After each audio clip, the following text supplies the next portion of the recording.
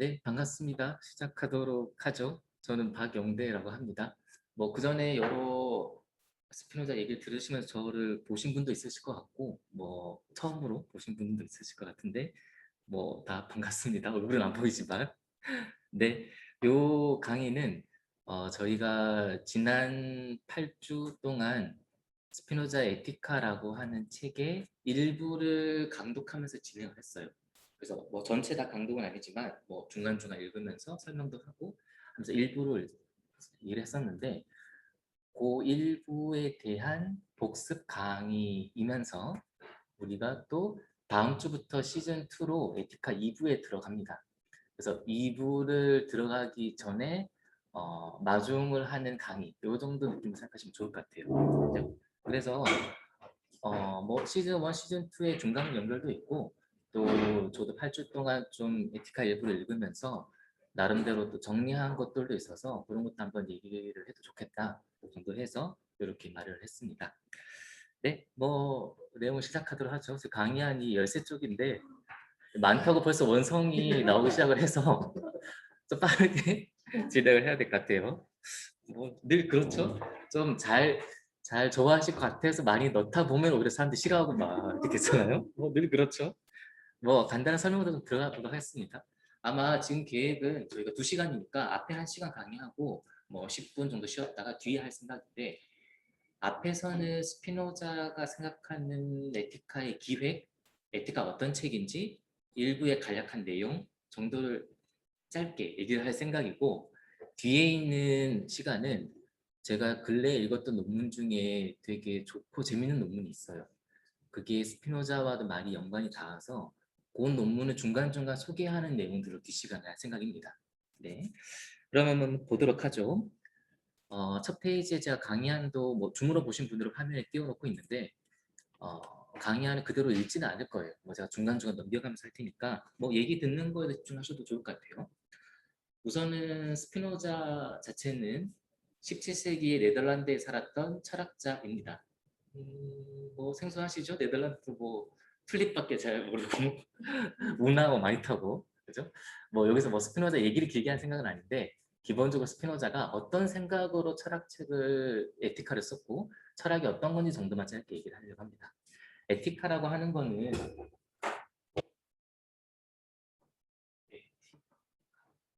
이거는 라틴어입니다.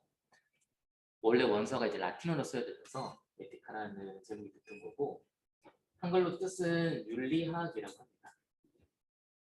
그러니까 윤리학에 대한 일반 명제가 책 제목으로 붙어 있는 거죠. 뭐 과학, 정치학, 그죠? 예전에 그런 책들이 많았으니까. 그래서 윤리학의 책이고 윤리학이라는 게 어떤가라고 하면 우리가 어떻게 살아야 하는지를 고민하는 게 당연히 윤리학이겠죠. 그럼 이 책 전체는 아주 크게 얘기해서 어떻게 삶을 살아야 하는가에 대한 게 기본 내용이에요. 너무 당연하죠. 그런데 이 윤리라고 하는 게 스피노자만의 독특한 얘기는 당연히 절대 아니에요. 모든 철학자들이 자기 나름의 방식대로 윤리라는 걸 고민해요. 제가 철학을 이해하는 방식은 모든 철학자들은 나름의 윤리학이 있다. 혹은 나름대로 자신의 삶의 문제를 해결하기 위한 과정에서 철학 사상을 하는 거예요. 즉 그냥 어느 날 갑자기 영감이 떠올라서 그런 체계를 구축하거나 말을 하는 게 아니에요. 보통 그럼 당연히 힘이 없어지죠. 자기 당대에 자기 나름의 삶의 문제를 돌파하기 위해서 필요한 철학적 체계들이 사상으로 묻어지는 거죠. 그러면 세게 얘기하면 모든 철학자들은 이미 다 윤리학자거나 삶의 윤리를 주장하고 있는 거예요. 그러니까 스피노자의 특이함은 그냥 윤리라고 하는 걸 얘기했다는데 특이한 게 있는 게 아니라 이거를 어떻게 자신의 방식대로 얘기하는지가 독특할 수 있겠죠. 모두가 다 윤리를 얘기할 때 자기 나름의 방식대로 얘기하는 거죠. 그 점이 들어있는 책이 에티카라는 책입니다. 그러면 도대체 어떠한 특별하게 윤리를 생각하는지가 이제 관건이 되겠죠. 그러면서 한번 얘기를 풀어보면 좋을 것 같아요. 윤리, 뭐 삶을 어떻게 살 것인가, 혹은 뭐 도덕도 붙어있는 말들이 있고 그러면 기존의 철학에서는 삶을 잘 살기 위해서 필요한 몇 가지 전제 조건들이 있어요. 오늘 한번 정리를 한번 해보죠. 윤리를 위한 전제 조건이라 합시다. 우선은 주체라고 할까요?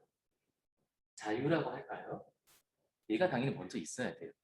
왜? 어떤 삶을 살 것인지는 자기가 원하는 삶을 이제 선택해서 살아가는 거잖아요.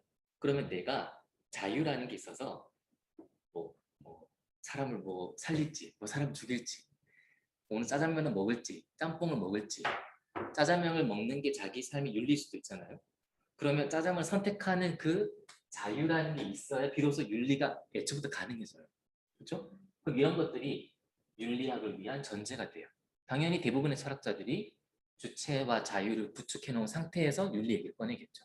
너무 당연한 얘기들입니다. 혹은 자유, 자유의지 같은 것도 같은 말이에요. 그렇죠? 무언가에 의해서 결정되는 게 아니라 내가 선택하는 나의 의지가 필요한 거죠. 비슷한 의미로 신 같은 것도 요청될 수 있어요. 뭐 지금 우리는 신을 믿지 않지만 윤리가 성립하기 위해서는 기본적으로 초월적인 존재들이 필요한 경우가 많습니다. 초월적 존재라고 해보죠. 아니 당연히 그렇잖아요. 올바른 삶을 살아야 하면 권선징악이 있어야 되잖아요. 그렇죠? 수많은 전래동에 나왔던 예시처럼 흥부처럼 살면은 박이 잘 터져서 대박이 나듯 놀부처럼 살면 뭔가 벌을 받듯 하는 게 있으면 사람들이 올바른 삶을 살겠구나 하는 추동력이 되는 거죠. 그런 점에서 당연히 이 존재도 필요합니다. 그렇죠? 그러니까 지금 우리가 엄격한 의미에서 믿고 안 믿고와 상관없이 윤리라는 게 성립한 전제로서 해봅시다. 아마 지금 우리 신을 믿지 않는 우리한테 권성징악의 느낌이면 국가의 법 같은 것도 가능할 것 같아요. 그렇죠? 법을 지키지 않고 뭐 살인을 하면 벌을 받는다. 그럼 이제 좋은 삶을 살도록 유도가 되는 거죠. 혹은 뭐 자연 같은 것도 마찬가지입니다. 신은 자연을 통해서 인간한테 힘을 행사해요. 기적 같은 게 있죠. 그렇죠? 그런 게 이루어지는 공간으로서의 자연 같은 것도 필요할 수 있어요. 그러면 이러한 전제 조건들 속에서 윤리학을 얘기하는 게 너무 자연스럽고 당연하죠. 스피노자의 독특함이 있다면 이러한 전제들을 일체 다 부정한다는 점에서 독특함이 있어요. 주체, 자유의지 부정하고 초월적 존재로서의 신도 부정하고 자연도 신에 의해서 창조된 자연들이 아니에요.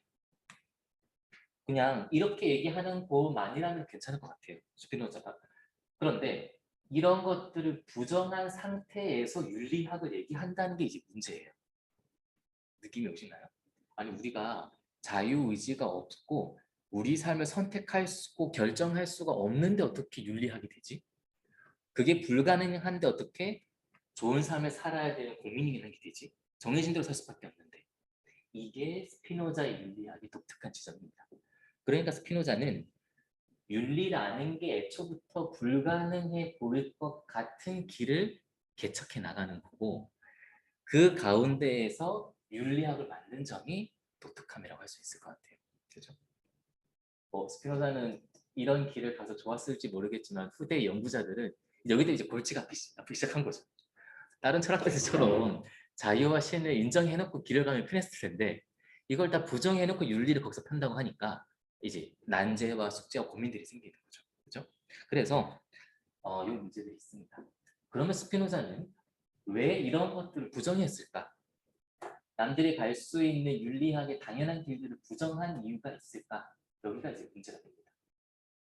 스피노자의 답은 이러한 것들이 윤리나 좋은 삶으로 이끌기는커녕 오히려 이것 때문에 사람들이 예속이나 자기 부정 혹은 뭐 허무함이라고 할까요? 공허 이런 것으로 간다는 점 때문에 이것들을 부정하게 돼요. 그러니까 스피노자 보기에는 길이 정반대인 거죠. 이런 것들을 통해서 자기 긍정이나 자기 삶의 충만함으로 간다고 보통 생각했는데 스피노자가 보기에는 오히려 이런 것들이야말로 예속으로 이끈다는 점이에요. 그렇죠? 그래서 이게 되게 안타깝고 슬픈 얘기예요. 무슨 얘기냐면 사람들이 어떻게든 조금이라도 잘 살아보려고 노력하면 노력할수록 주체나 자유의지, 신이라는 것에 의탁할 수밖에 없게 된다는 점이에요. 이게 슬프거나 비극적인 느낌이 오시면 좋을 것 같아요. 그러니까 애초부터 난 잘 살기 싫어 하면서 예속의 길을 가는 거는 뭐 그럴 수 있다 쳐요. 그런데 어떻게든 삶의 의미를 조금 더 찾고 괴로운 삶을 조금 더 잘 살아보고 고민하고 고통하면 할수록 더 그 길로 빠져든다는 점이 스스로한테 모순이 되는 점인 거죠. 이 점이 스피노자가 이 전제들과 영원히 작별하려고 마음먹었던 이유가 됩니다. 그렇죠? 1페이지 제일 밑에 보면 질문들을 조금 적어놨어요. 그래서 스피노자의 문제의식은 이런 거예요.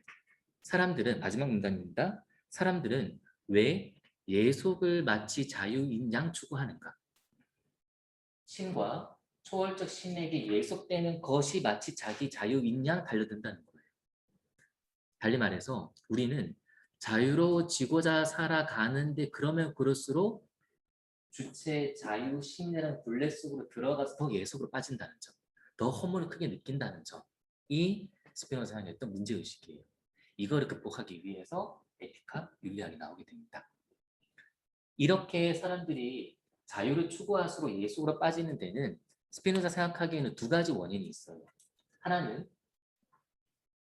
사유상의 원인이고 하나는 정치적인 이유입니다. 사유상의 원인은 기본 요 얘기들 방금 했던 얘기들이에요. 이러한 개념이나 내용들을 고정관념으로 갖고 있는 채로 생각을 하니까 이 길로 간다는 거예요. 그래서 이 사유상에 있었던 문제들을 해결하기 위해서 등장한 책이 에티카입니다. 사유의 문제를 다루는 거예요. 네. 강의 안으로 2페이지로 가겠습니다. 반대로 이제 정치적 원인도 있어요. 정치적 원인은 사람들을 예속의 상태로 밀어 넣으면서 살아가는 사람들이 있어요. 스피노자 대표적으로 신학자들이나 정치가 얘기를 들어요. 뭐 바로바로 느낌은 오시죠?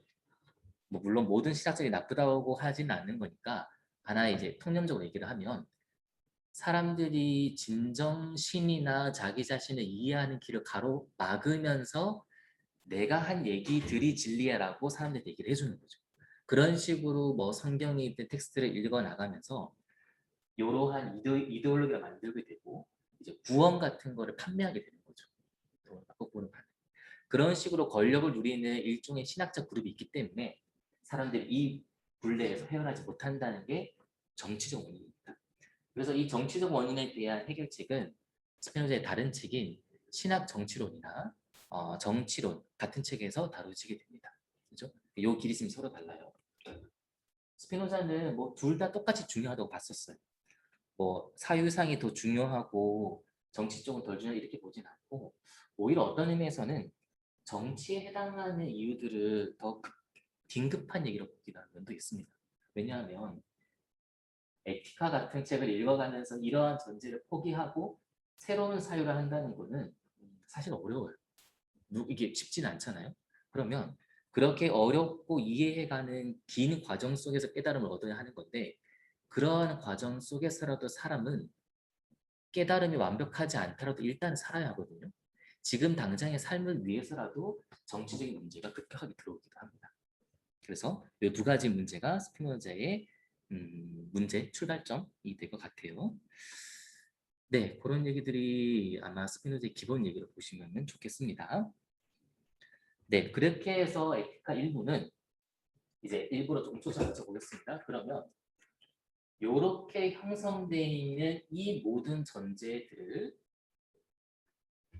무시하고 자기가 생각하는 스피노자 생각하는 새로운 전제, 윤리학을 위한 새로운 전제를 구축하는 게 에티카 1부의 내용입니다.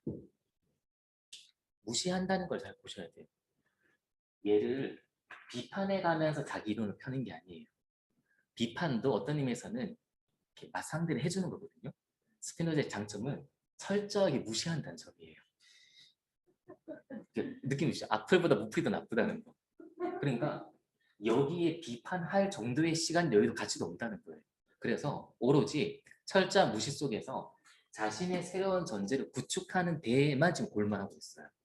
그래서 에티카에 대한 표현들 중에 하나는 베르그송이 한 건데 육중한 그 잠수함이 뚫고 들어오는 같은 느낌이 든다고. 철저하게 무시하면서 밟아놓는 그런 느낌이 있죠. 그렇게 가는 거예요. 스피노자는 어떤 의미에서 적과 절대로 싸우지 않습니다. 적은 싸우지도 않고 자기 세계를 구축해서 이겨버리는 게 스피노자의 전법이에요. 그런 느낌들이 같이 좋을 것 같아요. 근데 그래서 사실 우리가 힘들기도 해요. 왜냐하면 제가 방금 한 얘기처럼 이러한 것들이 있는데 이게 아주 나빠. 새로운 얘기를 해야 돼 하면 차라리 이해가 쉬워요. 왜 나쁜지를 보여주는 거니까. 스피노자 철저히 무시하는 거니까 에티가 막상 봐서는 이런 게 잘못됐다는 게 잘 안 나오고 그냥 신이라는 게 이런 거고 우리 자연은 그게 아니고 인간은 주체가 없어 이 얘기만 하고 있는 거니까 이게 뭐지 싶은 거예요. 그런데 에티카 전체를 읽어보면 무시하는 게 얼마나 아름다운지도 이 느낌이 오실 것 같아요. 그죠? 적과 싸우려고 하지 마세요. 무시하는 게 답입니다. 네, 그렇게 해서 자신만의 새로운 전제를 구축하는 게 일부예요. 저는 오늘 좀 의미를 좀 더 세우려고 이거를 새로운 세계라고 표현하고 싶습니다. 그렇죠? 새로운 윤리와 새로운 자유가 가능한 그 세계 자체를 구축하고 형성하는 게 일부의 내용입니다. 그렇죠? 그렇게 보시면 좋을 것 같아요. 뭐 신세계죠? 신대륙을 그리고 있는 거고. 그런데 그 신대륙이 저기 어디 뭐 아메리카 어디 딴지 여기 있는 게 아니라 지금 우리가 살고 있는 이 공간을 새롭게 뒤집어서 만들려고 한다는 점. 이 점이 일부의 내용을 보시면 좋을 것 같아요. 그래서 일부에서 새로운 전제, 그렇게 작동하는 새로운 세계를 만들고 난 후에 2부, 3부 이어지면서 본격적으로 윤리의 내용들이 발견됩니다. 그렇죠? 그렇게 보시면 좋겠습니다. 네, 이 정도가 에티카와 스피노자의 철학적 기획이 될 테고 내용을 조금 보죠.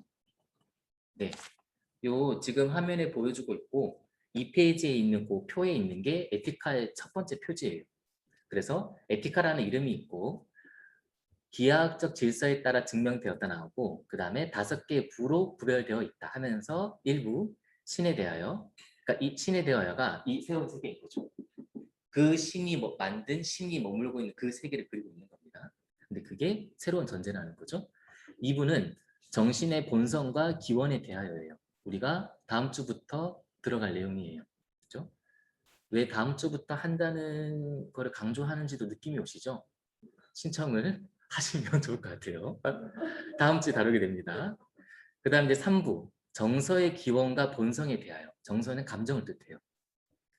4부 인간의 예속에 대하여 또는 정서의 힘에 대하여 스피노자한테 인간이 예속되어 있다는 것은 다른 권력기관이나 신학에 예속되어 있다는 느낌보다는 자신의 감정에 사로잡혀 있는 거를 예속으로 이해를 해요. 왜 그런 거 있잖아요.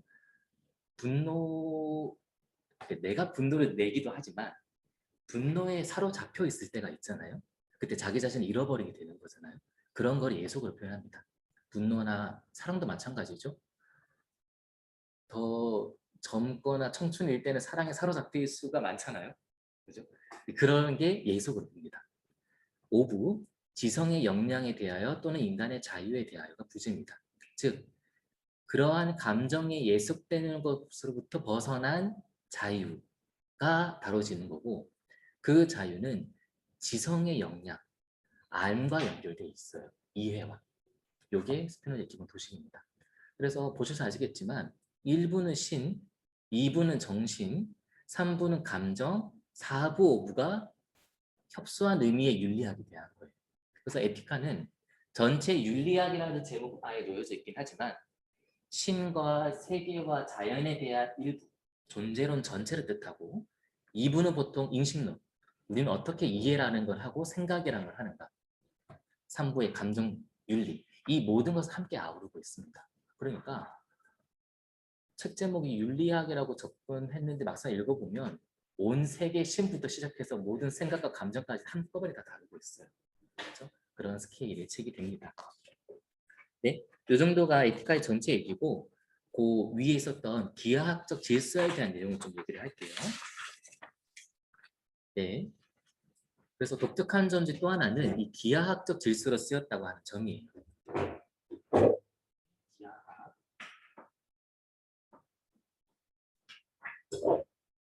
지난주였나요? 화요일날 유클리드 강의를 들으셨죠? 거기에 있으신 분들도 많이 오셨던데 그때 얘기를 그 강의 선생님이 하셨던 유클리드 기하학이 바로 이 기하학입니다. 그래서 스피노자의 에티카라는 책은 유클리드의 기하학이 쓰여져 있는 질서와 구성 방식 그대로 철학책이 쓰여져 있어요. 그렇죠? 그 말을 이제 건조하게 했지만 다들 수학에 대한 기분이 이렇게 나쁘시잖아요. 힘들고 뭐 불편하잖아요. 그렇게 책이 쓰여져 있다는 뜻이에요. 그러니까 정의, 삼각형은 뭐 세변으로 이루어져 있는 거다. 정리, 삼각형 내각이하면 180도다. 증명, 뭐 삼각형 ABCD에서 A와 B를 떼서 있는 C와 D와 합동이니까 골치가 아프시죠? 그렇게 쓰여져 있는 구성이라는 점이에요. 그런데 스피노자가 이 기하학적 구성을 그냥 수학이 너무 좋아서 했다 이상의 철학적인 의미들이 있습니다. 그걸 조금 얘기해 보도록 하죠. 네, 우선은 기하학적 구성이 어떻다고 하는 점을 먼저 보여드리면 좋을 것 같아요. 제가 에티카의 일부를 조금 가져왔거든요. 지난번에 이게 보신 분도 있으시겠지만 아마 처음 보신 분도 있으실 거예요. 그래서 이렇게 되어 있습니다. 오프라인 계신 분 굳이 안 보셔도 될 것 같아요. 제가 물론 뭐 짧게라고 하면 뒤에 간단히 넣어놓긴 했었어요. 정리 15를 다룰 생각이라서 6페이지에 간략히 있기도 합니다. 아마 뭐 기본은 되실 것 같아요. 줌으로 보시는 분들은 제가 이 페이지를 띄워놨습니다. 그러니까 책이 이렇게 되어 있어요. 정의 1. 나는 그 본질이 실존을 함축한 것, 그 본성이 실존하는 것으로 인식될 수밖에 없는 것을 자기 원인으로 이해한다. 네, 밖에 소리가 들리네요. 네, 어쨌든 이렇게 명제가 되어 있는 거를 정의, 즉 자기가 생각하는 정의라는 타이틀로 이름을 붙인 거예요. 뭐라고 이해한다. 그런 게 정의 1, 2, 3, 4, 5가 쭉 이어져 있어요. 그래서 계속 보시면 나는 무엇을 땡땡땡으로 이해한다. 아주 시끄럽네요. 한옥마을이 가까이 있어서 갑자기 북과 장고와 진이 네. 좋습니다. 이런 속에서 또 공부를 하는 거니까 네. 그렇게 정의들이 이루어져 있어요. 마치 삼각형, 사각형, 원에 대한 정의하는 거죠. 그 다음에 좀 넘기면 공리들도 있어요. 모두가 인정하는 규칙들인 거죠. 뭐 존재하는 모든 것은 자신 안에 있거나 다른 것 안에 있다. 뭐 느낌이 오실지 모르겠지만 존재하는 게 자기 안에 있거나 자기 밖에 있거나 두 밖에 없는 거죠. 이런 것처럼 미리 설정되어 있는 몇 가지 원칙들이 있어요. 이렇게 이어지고 이렇게 해서 책이 넘어가 보면 정리 1, 실체는 본성상 변형이 앞선다.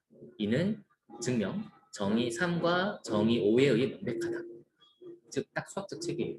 새로운 명제나 정리가 나오면 앞에 있었던 정리나 명제들을 조합해서 하나를 만들고 있는 거죠. 네. 그러니까 전체 책체가 이렇게 되어 있다고 보시면 돼요. 앞에 있는 정리들을 조합해가면서 새로운 정리 만들고 또 조합해서 새로운 정리를 만들고 그렇죠? 이렇게 되어 있는 책입니다. 그래서 사실은 읽기가 사실 아주 힘들게 또 맞아요. 네. 이렇게 자신의 철학책을 쓴 이유는 기하학이 갖고 있는 장점 때문이에요. 내용을 좀 같이 한번 보죠.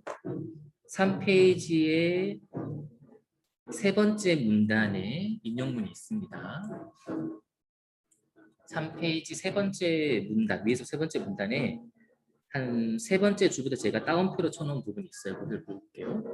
그러니까 목적들이 아니라 오직 도형의 본질 및 특성에만 관심을 기울이는 수학이, 기하학이 인간들에게 진리의 다른 기준을 보여주지 않았더라면 이러한 점만으로도 진리가 영원히 인류에게 감춰진 채로 남아있게 하기에 충분했을 것이다.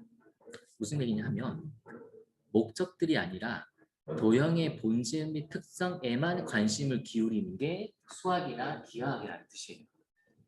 그게 있어서 사람들이 비로소 진리를 얻을 수 있었다는 점이에요.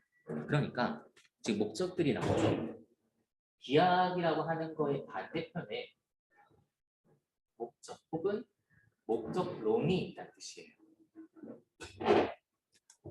그러니까 목적론적으로 생각하지 않게 하려고 기하학적 구성을 했다는 뜻이 됩니다. 즉 도형의 본질, 특성에만 관심을 기울이도록 그래요? 어떤 의미들이 좀 더 있냐 하면 목적론이라고 하는 건 이런 거예요. 뭐뭐를 위해서 한다는 게 목적론이잖아요. 그러니까 여기는 원인과 결과의 관계가 뒤집혀 있다. 전도되어 있다는 게 목적론이라고 하는 겁니다. 이런 얘기예요.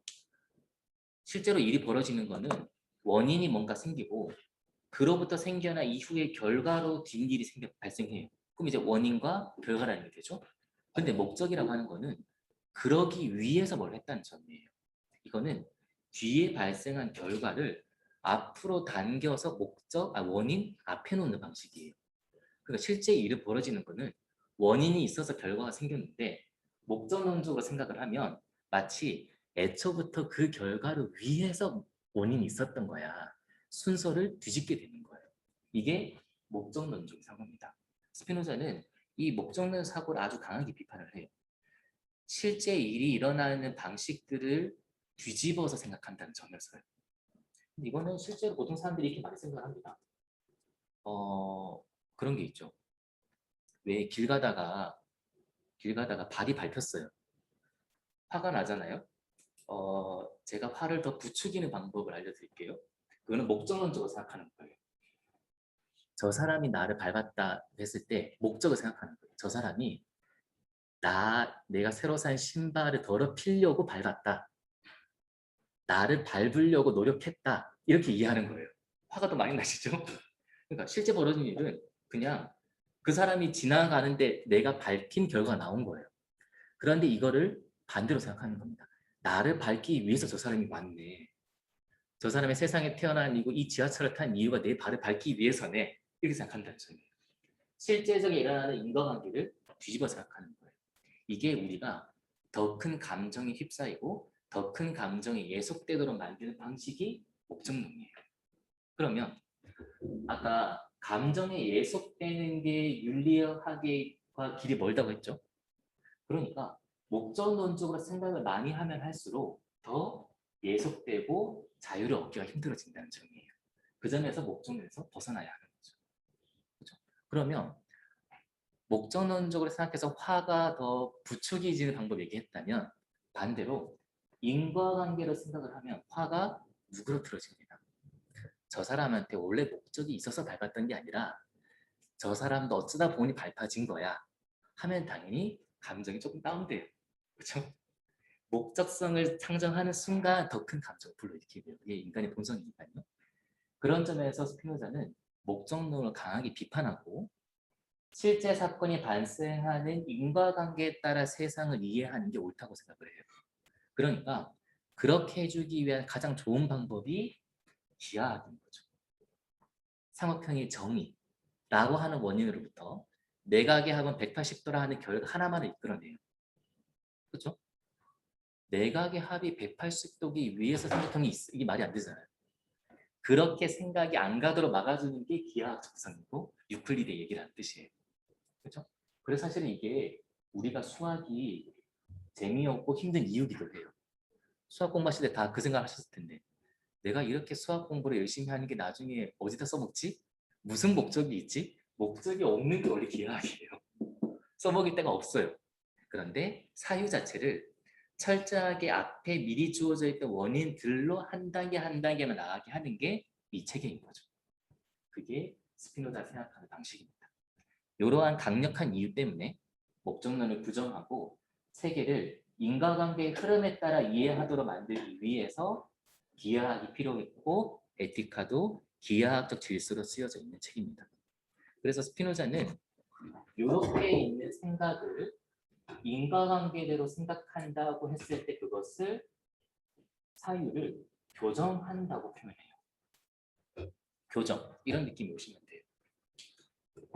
네, 그래서 저는 에티카를 읽을 때 그런 느낌을 많이 들어요. 사유를 올바른 인과관계에 따라 정립시켜 교정시켜 나간다. 그래서 에티카를 일종의 교정 기계, 교정 도구 이렇게 보시면 돼요. 일종의 뭐랄까요? 사유의 필라테스? 굉장히 고통스럽잖아요. 저도 안 해봤지만 이렇게 떠도는 얘기들을 보면 사람을 고통 주려고 만든 게 필라테스 이런 말들이 있을 정도로 굉장히 힘들다 하더라고요. 뼈나 이게 자체가 맞추는 거니까. 에티카가 그런 책입니다. 계속 생각해왔던 방식 자체를 틀어서 제대로 된 인가 방식대로 정렬시키는 거예요. 힘들겠죠? 에티카 그래서 어렵습니다. 그런데 필라테스 하고 났을 때 개운함이 있잖아요. 제대로 세상을 이해했을 때 오는 기쁨들이 있겠죠. 그런 것들을 전해주는 책이에요. 그래서 필라테스, 치아 교정 이런 것 같은 계열이 있는 게 에티카라는 책이에요. 사고를 교정한다. 그렇죠? 그런 느낌들을 받으시면 좋을 것 같아요. 네? 그래서 에티카는 이러한 기하학적 구성, 아까 정의, 공리, 앞에 걸로부터 증명해 나가는 과정들이에요. 그래서 에티카의 장점은 철학적인 사전 지식이 필요가 없어요. 보통 이런 말 하면 다 믿지 않으십니다. 그죠? 막 이렇게 어려운데. 그런데 이 말도 한편에는 맞아요. 왜냐하면 앞에서부터 정의와 공리, 증명 속에서 얘기를 하기 때문에 무엇 하나 미리 얘기하는 게 없어요.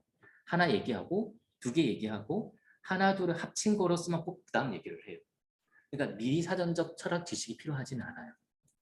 그래서 실제로 철학적 지식이 많은 사람일수록 에티카를 읽기 힘들어하는 것도 많이 봤어요.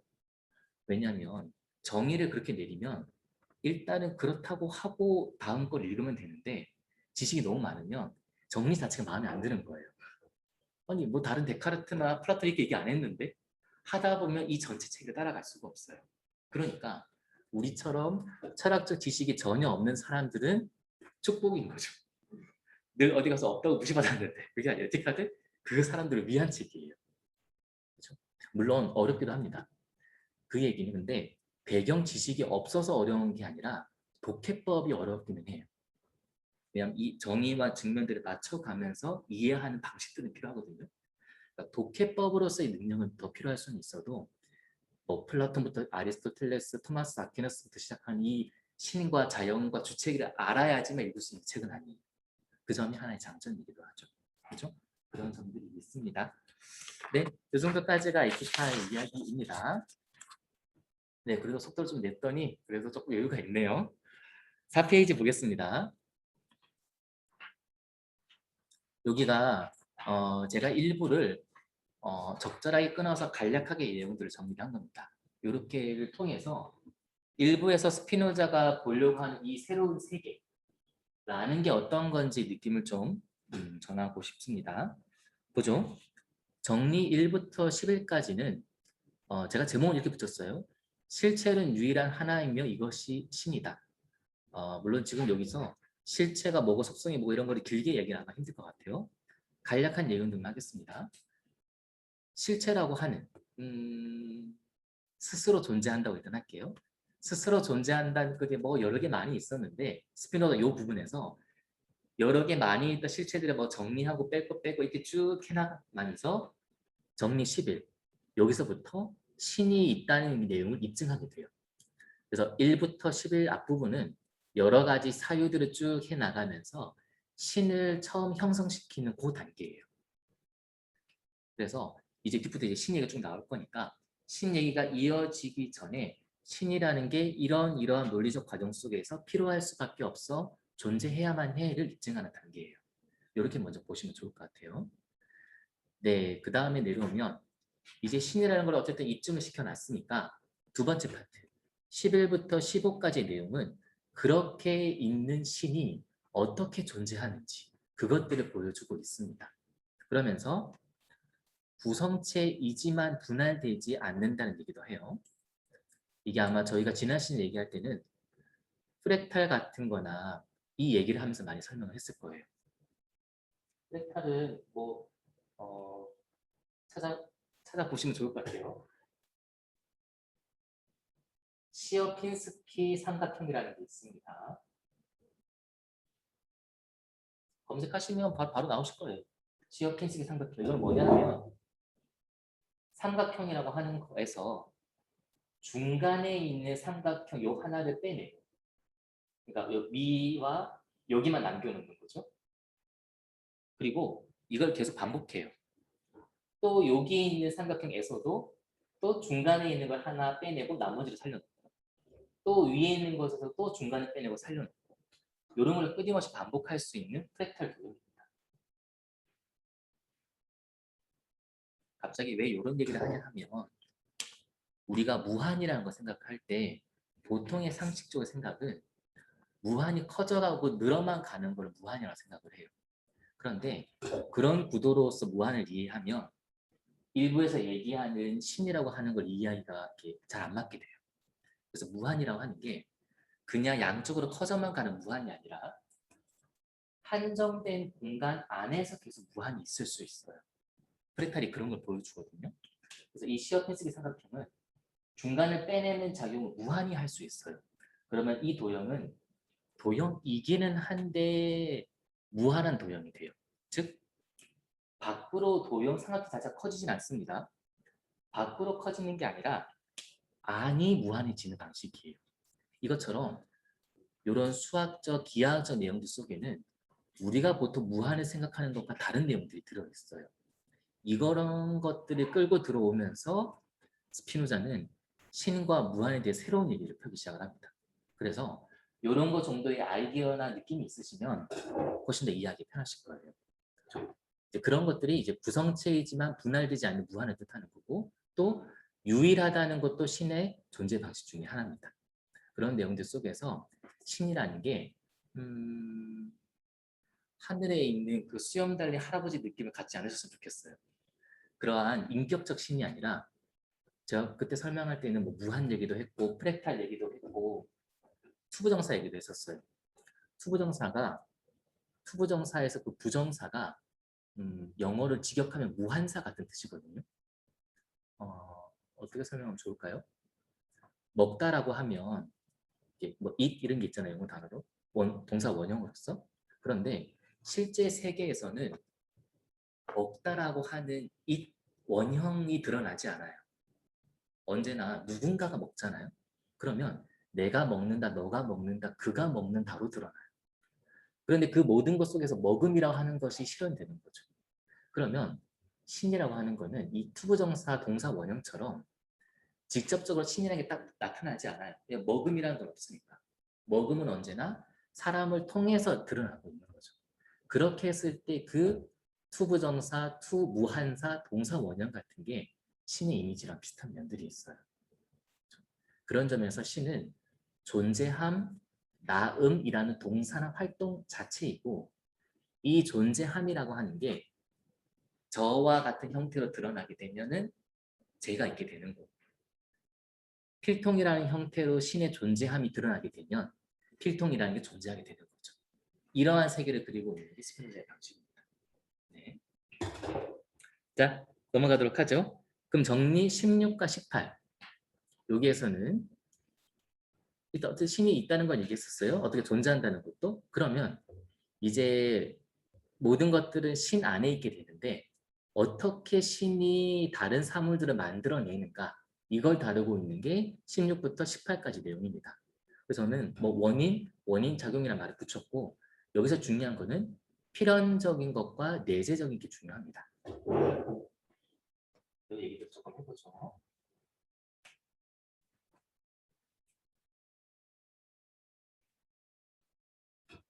필연성 그리고 내재성. 그러니까 신이 뭐 일단 창조라고 합시다. 신이 세계를 만들고 우리를 만들 때 스피노자의 세계 속에서는 필연적으로 만들고 내재적으로 만들어요. 필연적으로 만든다는 뜻은 반대말을 생각해보죠. 임의적이나 자의적이나 말이 될 것 같아요.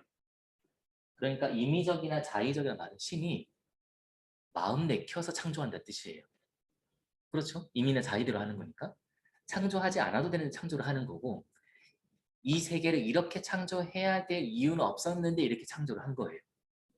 근데 당연히 그래야 신이 전능한 존재가 돼요. 그죠? 당연히 그렇겠죠? 어떻게든 할 수 있는데 그렇게 했다는 거니까 모든 것을 할 수 있는 능력을 가졌다는 점에서 전능한 존재가 됩니다. 그런데 스피노자는 그러한 신의 임의성 혹은 자의성, 전능성을 오히려 부정하고 신이 자기 본성의 필연성에 의해서만 그렇게 창조했다는 거예요. 즉 신도 자기 본성의 필연적인 법칙에 의해서만 창조할 수밖에 없었다는 거예요. 그러면 어떻게는 아까 얘기한 전능함이 없어지는 느낌이에요. 왜냐면 그렇게 해야만 하는 걸로 하는 거니까. 그렇죠? 그런데 스피노자는 이렇게 초월적인 존재가 임의대로 한다는 것이야말로 아까 얘기처럼 예속으로 가는 길이라 생각을 해요.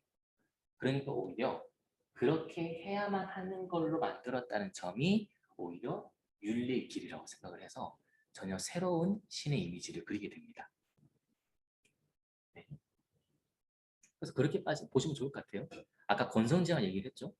선한 사람은 뭐 축복이 내려지고 잘못한 사람에게는 죄 있는 사람한테는 벌을 내리는 게 우리를 도덕으로 이끈다고 하면 그럴 때 권성징악을 내릴 수 있다는 것은 신이 전능 속에서 임의적으로 한다는 뜻이에요. 그렇죠? 쭉 살펴보다가 벌 줄 사람이 있으면 갑자기 자연 현상을 뒤바뀌어서라도 벌을 주는 거예요. 갑자기 그 사람한테 공개를 내리게 한다든지 벼락을 치게 한다든지. 그렇죠? 또 성실하고 신실하게 살아온 사람한테는 갑자기 자연 현상을 뒤집어서 홍해를 갈라줘요. 기적을 행사하는 거죠. 그러니까 신이 전능하게 되어 있는 상태에 쉽게 바꿀 수 있는 자연 법칙 이것들이 함께 묶여서 권성징악을 이루게 돼요. 그러면 사람을 도덕적으로 올바른 삶으로 유도할 수는 있지만 스피노자가 보기에는 신에 예속되고 신에 종속되는 것밖에 안 생겨요. 그 문제가 있기 때문에 오히려 필연성을 구축을 합니다. 그러면 당연히 의문이 생기겠죠? 신이 기적도 행하지 않고 권성징악도 하지도 않고 세계를 그렇게 창조할 수밖에 없었고 계속 그렇게 할 수밖에 없는 세계에서 어떻게 윤리가 가능하지? 아까 얘기했던 처음 질문과 비슷한 거예요. 지금 답을 얘기하진 않겠습니다. 아직 시간이 많이 남았어요. 3부, 4부, 5부까지 가야 이 비밀이 풀리게 됩니다. 그러한 세계 속에서 윤리를 만들게 했다. 지금은 생각해 보시면 좋을 것 같아요. 다음 내재성을 보죠. 내재성은 뭐 글자 그대로 안에 있다는 뜻이에요. 즉 신은 내재적으로 사물을 창조하는데 그 말은 신이 뭐 내재 방법도 외재가 되겠죠? 혹은 외부 보통 여기에 일반적인 창조의 얘기 들어갑니다. 창조라고 하면 이런 거예요. 신이 있고 신이 짠 해서 신 바깥에 따로 별도의 세계를 만드는 거죠. 이게 당연히 창조의 모델이에요. 신이 자기 바깥에 자연을 만든다, 세계를 만든다, 창조. 그래서 산출한다 이런 표현도 많이 씁니다. 바깥으로 만들어내니까요. 그런 게 일반적으로 창조의 모델인데 스피노자한테는 내재적인 거예요. 그러면 신이라는 게 우리 세계 바깥에 있어서 별도로 세계를 만드는 게 아니라 우리 세계 안에서 세계를 변화시키고 있는 거예요. 따로 떨어져 나오지 않는 점을 생각해 보시면 돼요. 그게 내재성의 내용입니다. 그러니까 이거는 계속 권선징악이나 윤리학의 문제가 가서 연결이 돼요. 자신이 자기 바깥에 별도의 세계를 따로 만들어야 그 세계를 좌지우지하면서 윤리적으로 사람들을 이끌 수가 있는 거죠. 그런데 이 내재성의 얘기 속에서는 신이 저기 있는 게 아니라 지금 우리 세계 속에서 있는 거예요. 그러니까 바로 바꾸거나 변화시킬 수가 없는 거죠. 그런 점에서 임의적 외부적인 창조 모델을 다 폐기시키고 신이 필연성, 내재성을 정립하는 게 이 파트의 내용입니다. 그래서 윤리학적인 내용과 연결시켜 가면서 기존에 우리가 알고 있던 신과 자연의 관계를 뒤집어서 새로운 신과 자연의 세계를 만든다. 이 이미지를 보시면 좋을 것 같아요. 네, 뭐 좋습니다. 조금 더 내용을 가보도록 하죠. 그래서 자기의 임의대로 새롭게 뭘 만드는 것도 아니고 자기 바깥에 뭐가 만들어지는 것도 아니에요. 그러니까 이건 무슨 뜻이냐 하면 이 자연이나 세계라고 하는 거는 신의 자기 표현이거나 자기 변화밖에 안 된다는 뜻이에요. 느낌이 오시나요? 이 내용이 좀 어렵습니다. 그러니까 외부로 자꾸 뭘 만드는 게 아닌 거니까 이 세계는 신이 자기 모습을 바꾸는 것이고 바꾸면서 자기를 드러내는 것과 다르지 않는 거예요. 여기가 이제 중요한 얘기가 됩니다. 그러면 우리 존재는 신이 밖으로 뭘 만든 게 아니라고 했죠? 아니고 자기 표현이고 자기 변화니까 우리라는 존재 자체가 이미 신의 표현이에요. 신이 특정한 방식대로 변화한 게 우리예요. 이 느낌이 오실까요? 신은 존재하고 무언가를 만드는 능력, 투부정사, 원형 자체예요. 그것이 요런 환경 속에서 요런 방식대로 구축돼서 형성되면 그게 적절한 존재예요. 그래서 모든 존재들은 신과 아예 독립적으로 떨어져 있는 게 아니라 신의 특정한 표현 방식, 작동 방식 그 자체가 우리 존재들이에요. 그래서 이 방식을 강조해서 방식 이 영어로는 모드라고 할 수 있을 것 같아요. 뭐 이 모드 저런 모드 이런 게 있죠. 이것을 스피노자는 뭐 양태라고 부르고 그래서 우리 모든 존재를 양태라는 이름으로 붙입니다. 그래서 신이라고 하는 실체가 있다면 모든 지금 우리 눈에 보이는 모든 존재들 뭐 저 자신, 컴퓨터, 커피, 텀블러, 다른 사람들 더 나가서 생각 단위 하나하나 요 생각 하나, 저런 생각 하나, 저런 감정 하나 이 모든 것들은 양태이고 모드나 방식이라는 점에서 신이 자기 자신을 드러내는 한 가지 방식이에요. 그래서 이런 방식으로 신을 드러내고 저런 방식으로 신을 드러내고 그의 세계를 이루고 있는 거죠. 이 모두가 표현성과 내재성이라고 하는 신의 특징 때문에 이렇게 등장하게 됩니다. 그래서 보통 스피노자를 얘기할 때 범신론이라는 얘기도 많이 써요. 모든 사물 속에 신이 깃들어 있다. 그게 뭐 완벽하게 좋은 얘기까지는 아니지만 이런 점에서는 일견 타당한 의미도 있는 거죠. 그러니까 모든 것들이 신의 자기 표현이니까 자기 자신을 이런 방식으로 드러내야지 하는 것들이니까 모든 것에 신이 깃들어 있다는 얘기도 전혀 틀린 얘기는 아니죠. 그렇게 해서 사실은 계속 새로운 세계를 강조하고 있는 겁니다. 기존에 우리가 무슨 존재, 무슨 사물이라고 했던 것을 그 자체로 존재할 수 있는 능력을 어떤 면에서는 뺏어서 모두가 신의 표현이야, 신의 자기 현현이야 이렇게 지금 보려고 하는 거예요. 그 점들을 우리 세계에 대한 의미로 받아들이시면 좋을 것 같아요. 역시 윤리적인 문제는 계속 생겨납니다. 아니 신의 자기의 표현이 우리라고 하는데 우리가 그럼 어떻게 좋은 삶을 사는 걸로 이어지지? 역시 난제가 돼요. 그걸 해결하는 게 또 뒷부분 얘기가 됩니다. 자, 5페이지 이제 에티카 1부의 마지막 부분입니다. 30부터 36 부분은 그렇게 해서 결론적으로 신은 본질은 영양밖에 없다고 얘기를 해요. 이 얘기는 무슨 얘기냐 하면 신이라는 게 영양이니까 뭐 그냥 표현했을 때 힘이라고 보셔도 돼요. 무슨 힘이냐 하면 다른 새로운 결과를 낳는 힘이에요. 그러니까 조금 더 일반화시켜서 얘기를 하면 꼭 원인 결과의 필요는 없더라도 어떤 식으로든 변화를 일으켜내는 힘 자체가 신이라는 점이에요. 왜? 자기 변화라고 했잖아요. 자기 표현. 그러면 우리 세계에 무수히 많은 것들이 생겨났다가 사라지고 계절은 바뀌고 시간은 흐르고 사람도 변해가죠. 그러면 이 변화들을 일으키는 힘, 그 자체가 신이라고 하는 점이에요. 그래서 신의 본질은 영양, 변화 자체일 뿐이다. 이걸 보여주고 싶은 점이에요. 한 가지 강조하고 싶은 점은 신이 힘을 갖고 있다고 보시면 안 돼요. 신이 힘을 갖고 있다고 하면 신이라는 것을 따로 놓고 그 안에 힘이라는 게 소유하고 있다 이런 느낌이 든다는 거예요.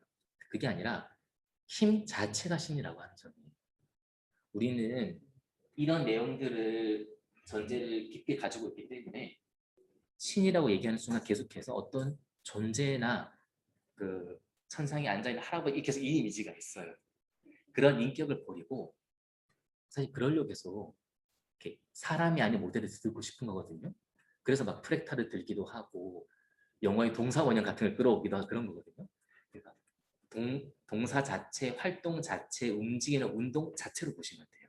그러면 변화하고 새로운 걸 만들어내고 바꾸는 그 힘 자체, 신. 이렇게 보시면 좋을 것 같아요.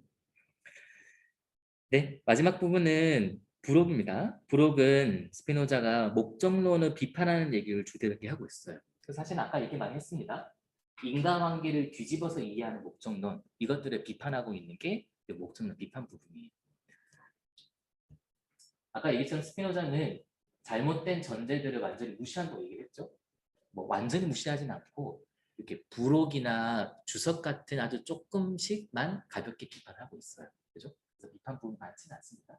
그래서 이런 부분을 마지막 목적론 같은 부분을 보시면 아, 스피노자 이런 점에서 이런 책을 쓰고 싶어 하는 거구나. 이런 거 정도는 이해할 수가 있습니다. 여기까지가 제가 빠르게 정리한 일부의 내용이에요.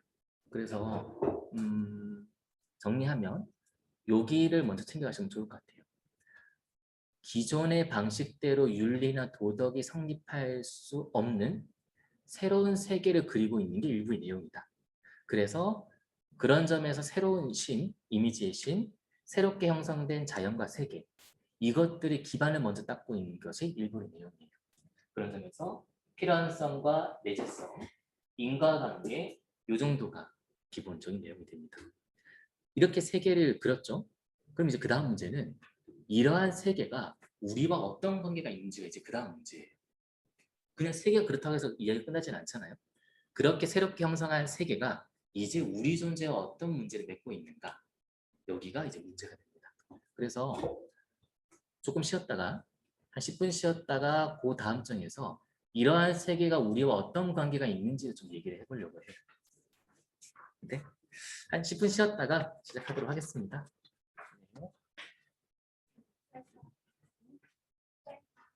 네, 이어서 좀 보도록 하죠. 6페이지입니다. 여기는 직접적으로는 스피노자 얘기는 아니에요.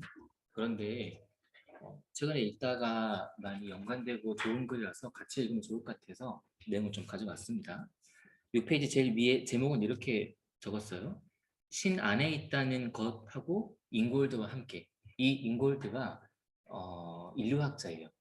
팀 잉골드라는 사람이고 논문 제목을 적어놨거든요. 6페이지 제일 아래쪽에 밑에서 네 번째 줄 정도 보면 대지, 하늘, 바람, 그리고 날씨가 논문 제목이에요. 그리고 거기 좀 더 보여드려야 되죠? 네, 그게 논문 제목이고 여기 있죠. 그 다음에 주석에 있는 각주에 있는 거기 블로그에서 요 분이 블로그에다가 요 글의 전체 번역을 올리셨어요, 한글로. 그래서 저는 이제 뭐 중간중간 내용만 갖고 와서 전체 글이 궁금하신 분은 이걸 보셔도 네, 좋겠더라고요. 네. 어쨌든 요 인류학자 글을 중심으로 좀 얘기를 할 거고 기본적인 주제는 처음 제가 말씀드렸던 신 안에 있다는 거. 영어로 쓰겠습니다. 인을 많이 얘기해야겠어요. 그러니까 거기 페이지에 제일 위에 있는 것처럼 에티카의 정리 15를 보면 이런 글귀가 있어요. 정리 15. 같이 띄워드릴게요. 네. 존재하는 모든 것은 신 안에 있으며 신 없이는 어떤 것도 존재할 수 없고 인식될 수 없다. 밑에 증명도 나중에 같이 한번 보시면 인식될 수 없다는 거는 신에 의해서만 인식될 수 있다는 표현이 나와요. 증명 밑에서 두 번째 줄 보면 근데 이건 사실 어렵지 않아요. 그렇죠? 모든 것이 신에 의해서 만들어지는 거니까 인식이라고 하는 것도 신에 의해서 하는 거는 너무 당연해요. 그런데 요 15부 내용할 때 갑자기 특이하게 존재하는 모든 것은 신 안에 있다는 얘기를 갑자기 시작을 하는 거예요. 그래서 이 안에 있다는 게 무슨 뜻인지 그거를 조금 풀고 싶은데 그러기 위해서 인골드의 글과 같이 보면 좋겠다는 생각을 한 거예요. 그래서 뒷부분에 할 주제는 신 안에 있다는 것이 아마 주제가 될 것 같고 그럴 때 인이라고 하는 게 갖고 있는 의미 대비적으로 쓰고 있는 거는 온과 차이가 납니다. 이런 거예요. 온은 이런 거죠. 어차피 이 인골드의 논문도 대지와 하늘, 바람 이런 얘기라서 이런 거예요. 땅이 있다고 하면 사람은 보통 이렇게 있죠. 뭐 지구와 사람을 그려보시면 이렇게 그릴 거잖아요. 그럼 여기가 이제 하늘 이렇게 되는 거고 우주가 되는 거고 이런 구도에서는 우리라는 존재는 지구 위에 온에 있는 거예요. 이렇게 많이 그리죠. 그런데 이렇게 그린 게 지금 우리가 갖고 있는 지구와 우리 존재 인식이에요. 이미지가 이렇게 그려져 있잖아요. 그런데 이것이 과학적인 인식으로 갖고 있는 건데 문제는 이런 구조 속에서는 하늘이라고 하는 게 사라진다는 점이에요.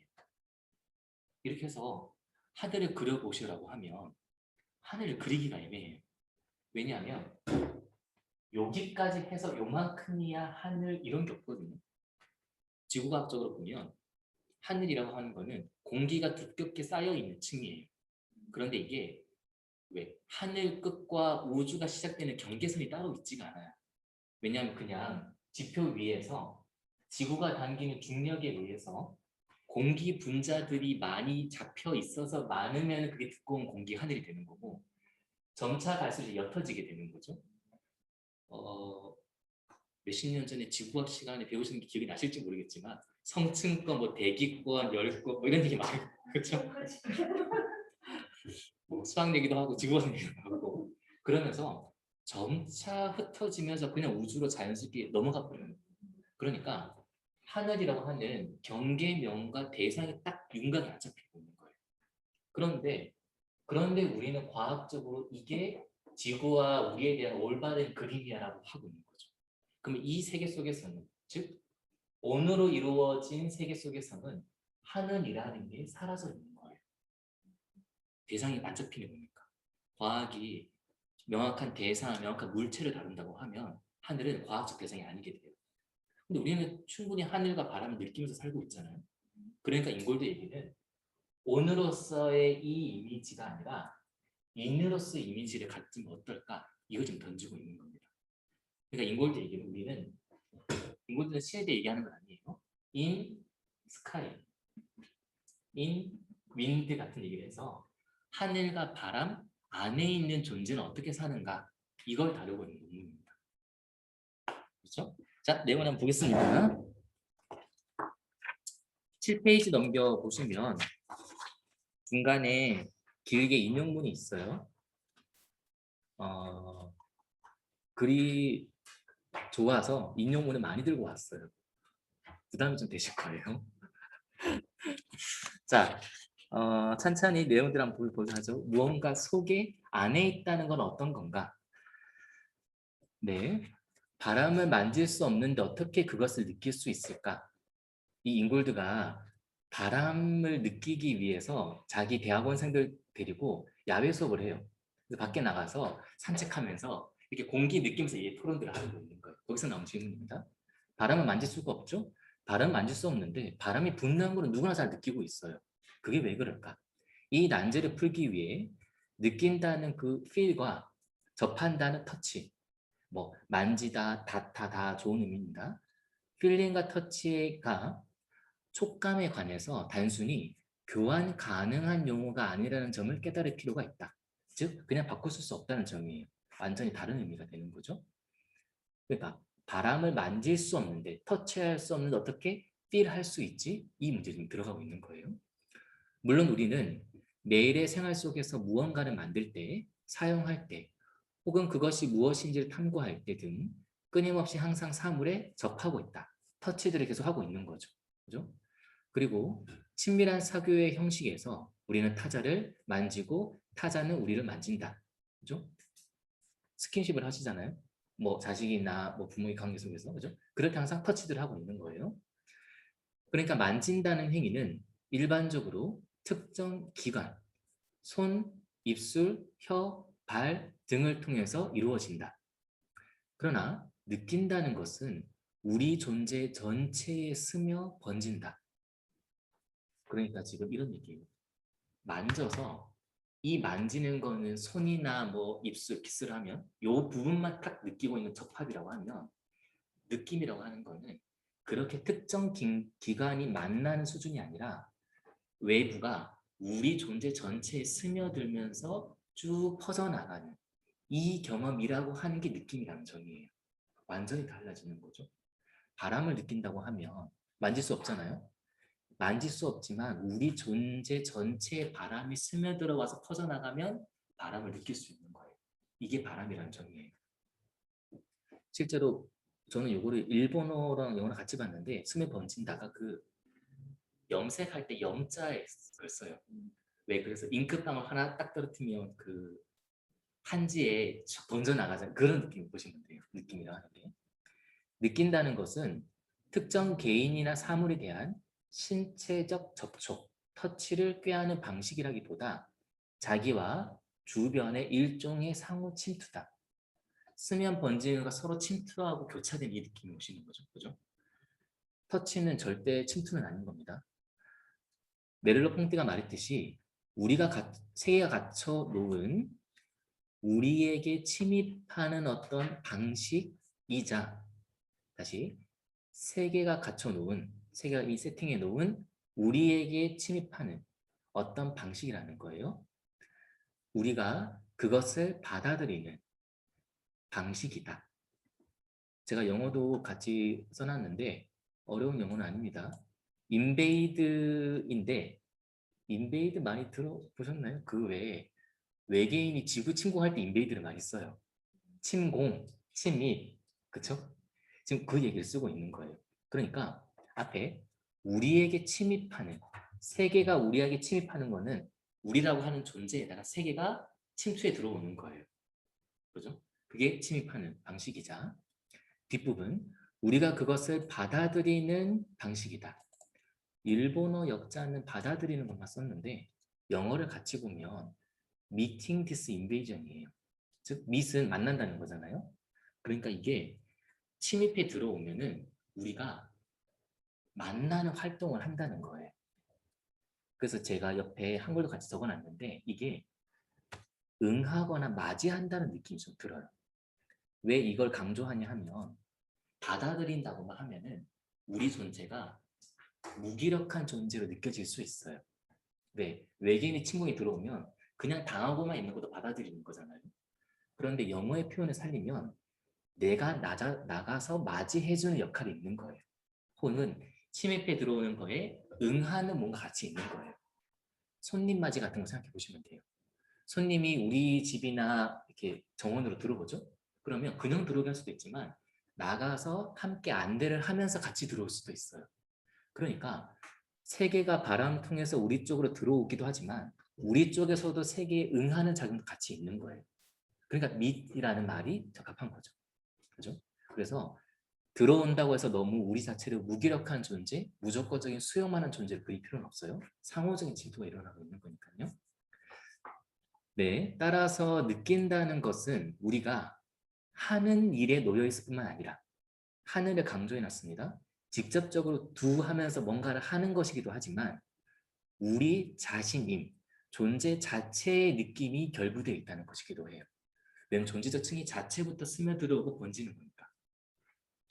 이러한 지각자와 그가 거주하는 세계의 혼효, 섞여서 들어가는 거죠. 이 혼효는 접하는 대상으로서의 사물과 접하는 주체로서의 지각자, 이 둘을 분리시키기 위한 존재론적 전제다. 조금 어렵죠? 다시 보면 지각자라는 사람과 세계가 섞여 들어간다는 것이 일종의 하나의 전제가 되어서 대상과 사물과 주체를 만들어낸다는 거예요. 이후에 분리시킨다는 거예요. 그러니까 이 구도가 어떤 거냐 하면 대상과 주체가 있어서 만나는 게 아니라 애초부터 서로 섞여 들어가는 게 먼저 있고 섞여 들어가는 과정 속에서 나중에 주체와 대상으로 나눠진다는 거예요. 구도가 반대돼야 된다고 보시면 돼요. 만진다고 했을 때는 먼저 두 존재가 따로 있는 걸 우선시한다는 점이에요. 네, 조금 지울까요? 그러니까 뭐 주체라고 합시다. 대상, 사물이 있어요. 먼저 두 개를 나눠 놓고 그 다음에 만난다라고 하는 거는 터치에 해당하는 구도예요. 근데 지금 얘기는 존재론적 전제로 혼유, 섞임이 먼저 있다는 거니까 두 개가 주체와 대상이 구분하려고 해도 애초부터 둘이가 섞여 들어가는 과정이 먼저라는 점이에요. 그렇죠? 자, 바람을 느낀다는 것은 그래서 먼저 느끼지 않고는 만질 수 없다. 느낌이랑 항상 먼저 있게 돼요. 존재의 상호 침투가. 바람을 느낀다는 것은 곧 이 혼효를 경험하는 것이다.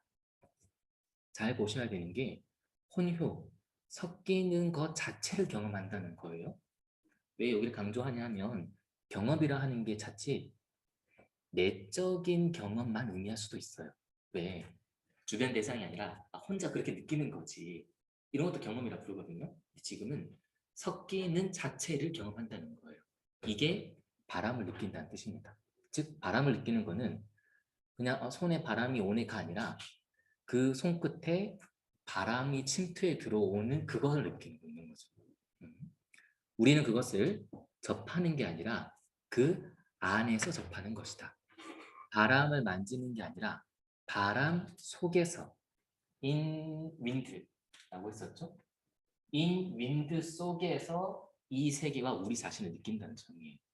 저자는 이 상호 침투, 혼효, 바람 속에 있음이라고 하는 게 우리 존재의 근본이라는 점입니다. 계속 한번 가보겠습니다.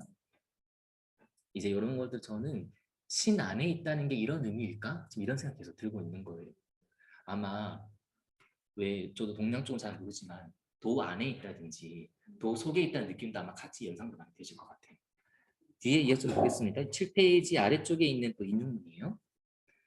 사람들이 살아가는 열린 세계는 왜 아까 하늘이 열려 있다고 그랬잖아요. 경계가 없이 열린 세계는 그들을 위해 새롭게 준비되는 그런 세계가 아니다. 그들을 위해서 따로 세팅되어 있는 세계가 아니라는 점이에요. 계속 섞여 들어가 있는 거니까. 열린 세계는 서서히 사람들 주변에서 형태를 잡아간다. 형태를 잡아간다, 형성해 간다는 점이에요. 즉 아까 얘기처럼 대상이나 세계가 따로 먼저 형성되어 있는 게 아니라 섞여 들어가는 과정 속에서 각자 형성이 되고 있는 과정을 보인다는 점이에요. 열린 세계는 바로 그러한 형성, 그 다음에 변형, 형성 쪽도 있고 그 형태가 변해가는 것, 이 모두의 과정의 세계다. 저자도 과정을 강조하더라고요. 즉 프로세스로서 존재하는 세계예요. 언제나 활동과 프로세스 진행되는 과정과 분리시켜서 따로 존재가 있다고 보시면 안 돼요. 저는 이런 세계에서는요. 만약 그러한 과정이 지각의 본질이라면, 그러니까 우리가 무언가를 받아들이는 본질이 그 과정 속에 있다고 하면 지각된 것, 지각되는 대상도 그런 본질이라는 점이에요. 좀 헷갈리시죠? 우리 자체도 형성해가는 과정이 우리의 본질이라면 우리가 만지는 그 대상도 그렇게 형성되는 게 본질이라고 하는 점이에요. 그럼 이 두 개는 근본적으로 다른 게 아닌 거죠.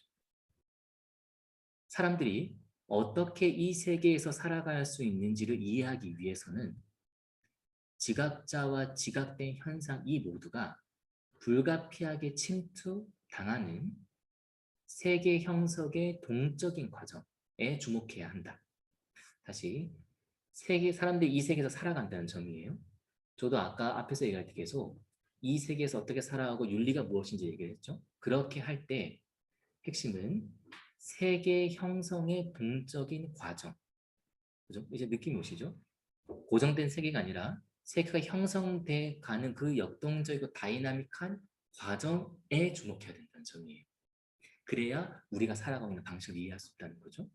그리고 이를 달성하기 위해 우리는 세계의 응결된 물질과 그것이 보여주는 견고한 표면, 다시 여기 좀 더 볼게요.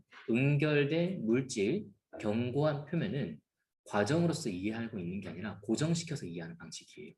그것으로부터 넘어가서 다음 쪽 물질이 그 속에서 형태를 취하며 녹아 들어가는 매체로 시야를 옮겨야 한다.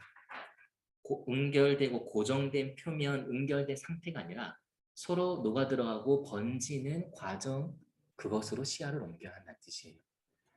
매체가 나오는데 매체 저자는 같은 의미에서 매질이라는 단어도 중요하겠어요. 매체는 전달하는 거죠. 매질은 그렇게 생각하시면 돼요. 파동에는 매질이 필요하거든요.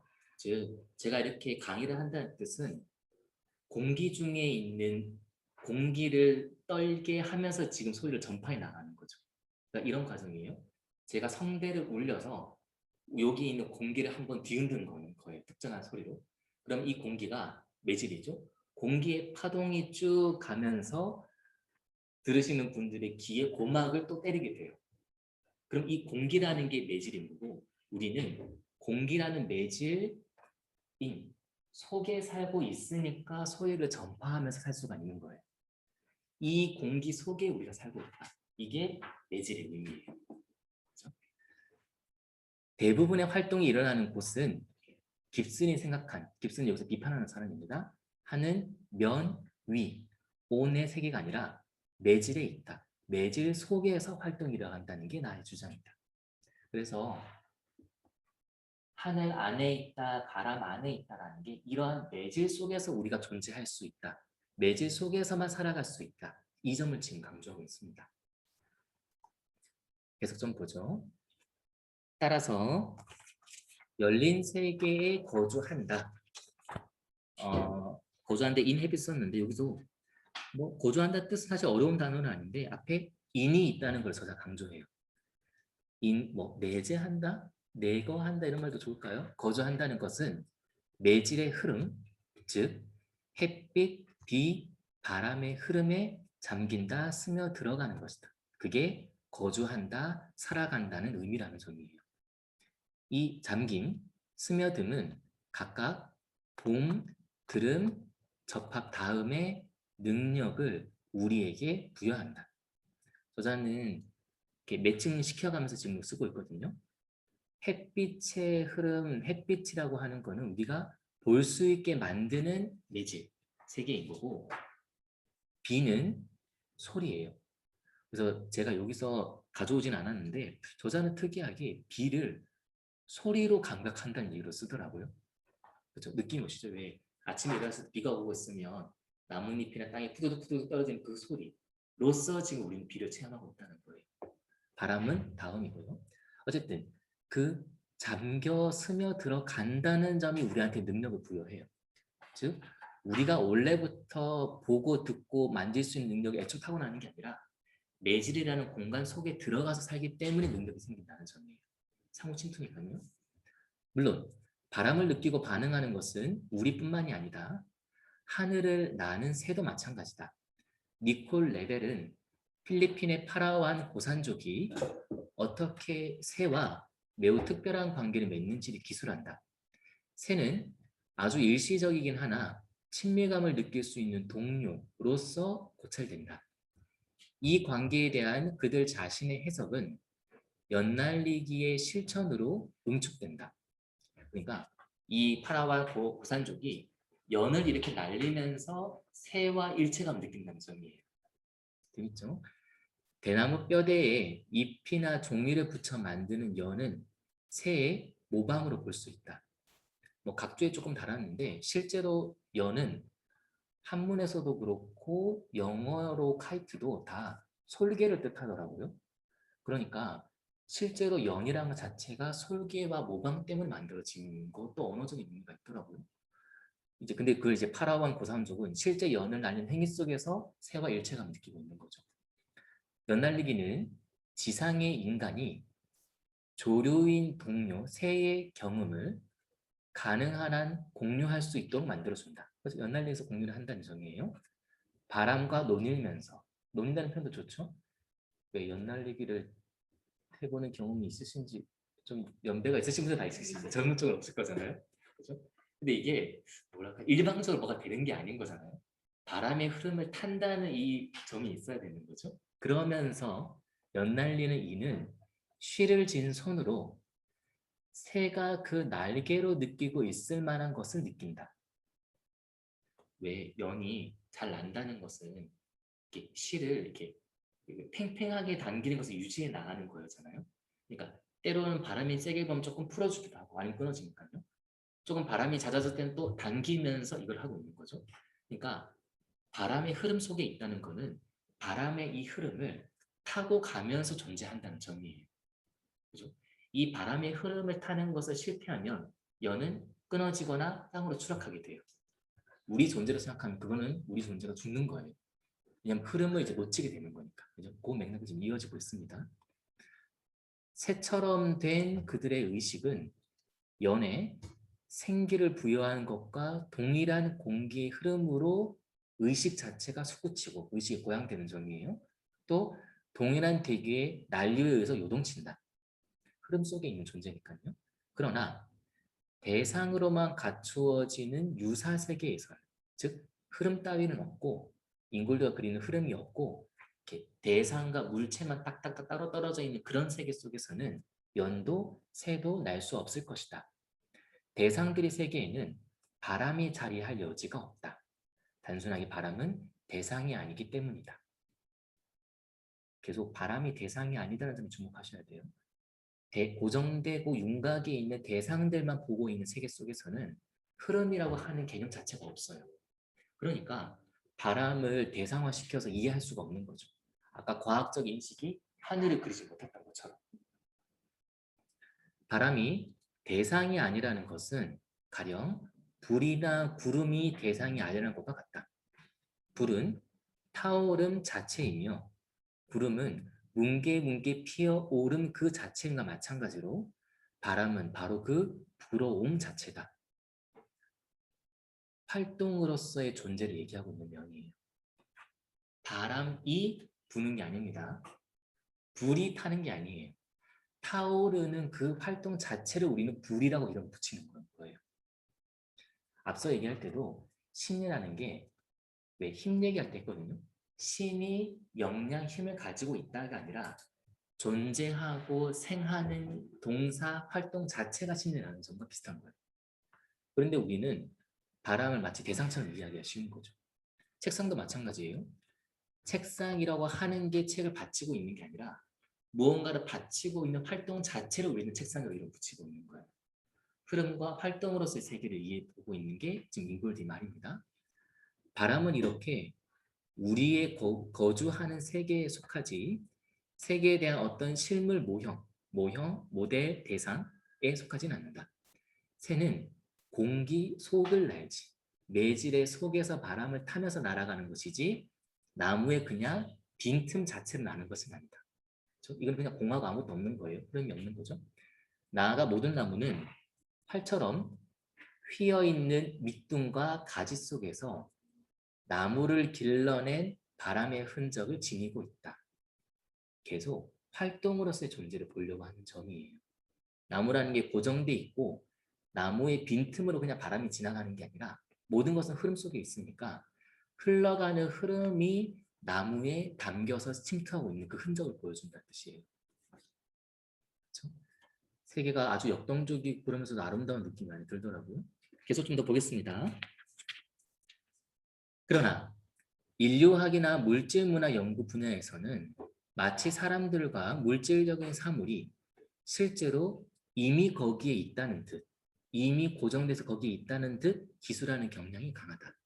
그렇게 되면 지각은 서로에 대해 활동할 수 있는 신체화된 인격 하나과 물질화된 사물 간의 상호작용에 놓이게 된다. 지금 이걸 부정적으로 쓰고 있는 겁니다.